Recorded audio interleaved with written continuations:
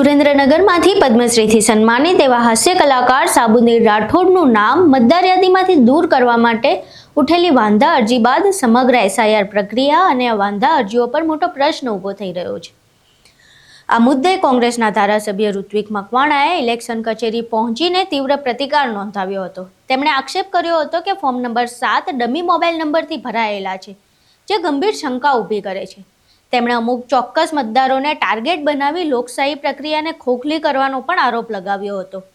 આ સમગ્ર મુદ્દે ચક્રવાતની ટીમ આમ આદમી પાર્ટીના પ્રદેશ પ્રવક્તા વિક્રમ દવે સાથે વાત કરવા પહોંચી હતી અને તેમને આ વિશે પ્રશ્નો પૂછવામાં આવ્યા હતા। ત્યારે અહીં જુઓ એસઆઈઆરની કામગીરી વિશે તેમણે શું કહ્યું। નમસ્કાર, હું છું રોહિત। આજે આપણે જે ગુજરાતમાં એસઆઈઆરને લઈને જે વિવાદો ચાલી રહ્યા છે તેના ઉપર ચર્ચા કરીશું।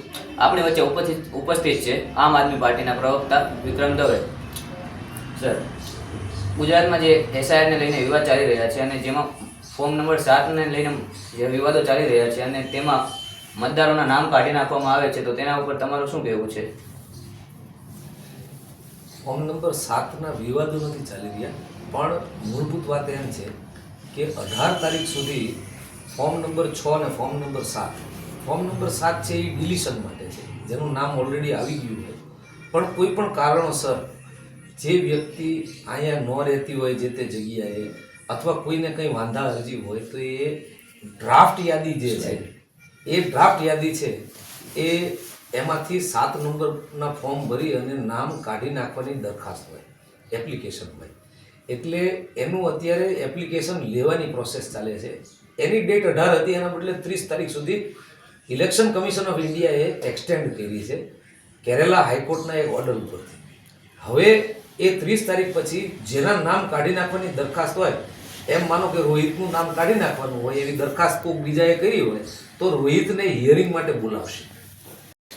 આજે એસઆઈઆરની પ્રક્રિયા છે તેમાં ફોર્મ નંબર 7 મારફતે ગેરરીતિ કરીને મતદારોના નામ કમી કરી નાખવામાં આવ્યા હોય તેવા આક્ષેપો લાગી રહ્યા છે અને તેનો ઠેર ઠેર દરેક રાજ્યોમાં આવેદનપત્રો દઈને વિરોધ કરવામાં આવી રહ્યો છે।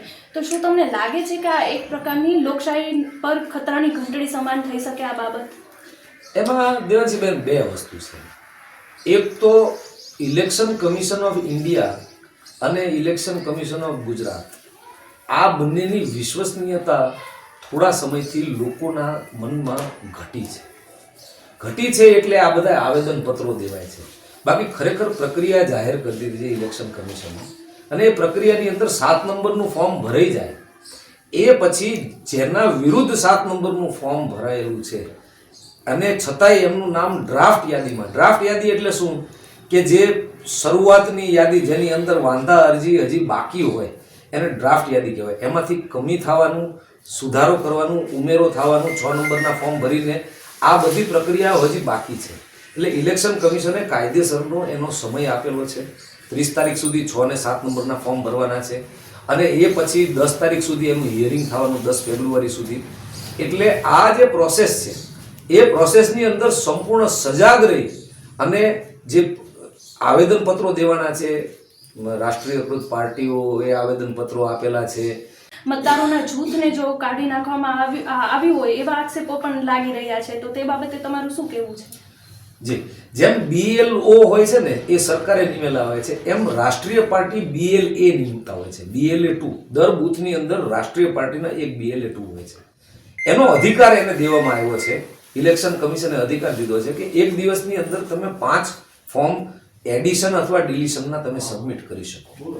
હવે એમાં કોઈ લોકોએ પોતાની મેલી મુરાદથી પણ કાર્ય આવું કરેલું હોય તો એ પણ દૂધનું દૂધ ને પાણીનું પાણી 10 તારીખે થઈ જશે અને એમણે જો ખોટી રીતે એપ્લિકેશન આપી હોય કોઈને હેરાન કરવા માટે તો એના વિરુદ્ધ પણ કાર્યવાહી કરવાની સરકાર ઇલેક્શન કમિશને જોગવાઈઓ કરેલી છે।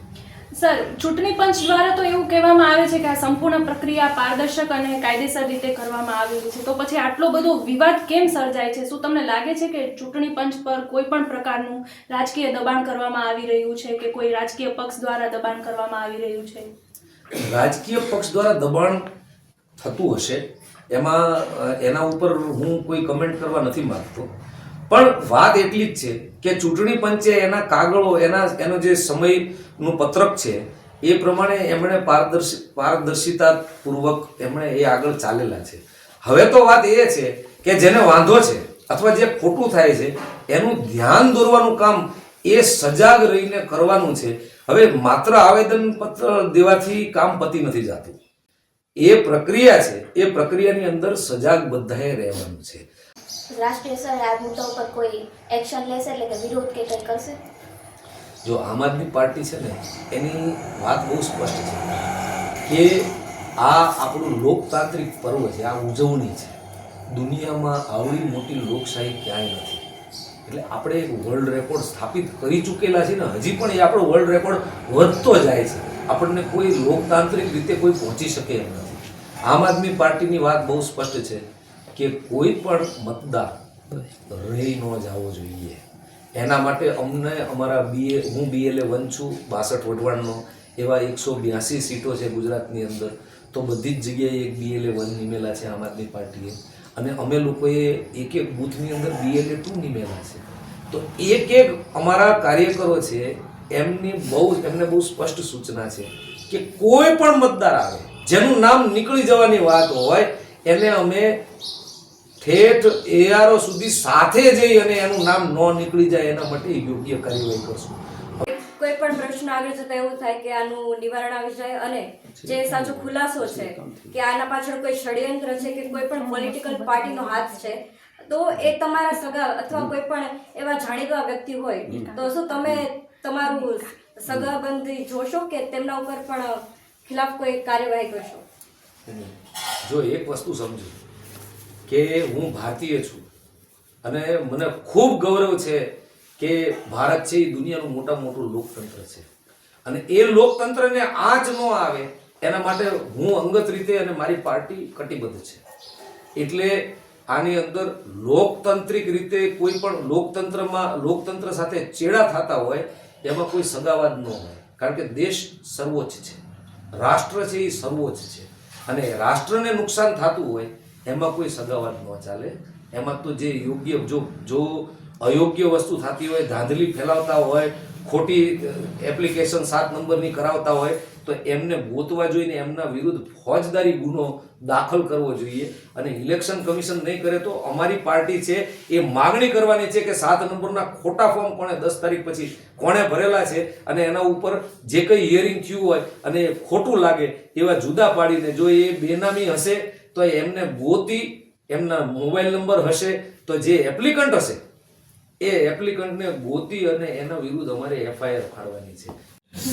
આજની ચર્ચામાં વિક્રમભાઈ દવે આપણને ખૂબ સરસ જણાવ્યું કે પ્રજાએ જાગૃત બનવું પડશે, જનતાએ જ પોતાના અધિકાર માટે અવાજ ઉઠાવવો પડશે.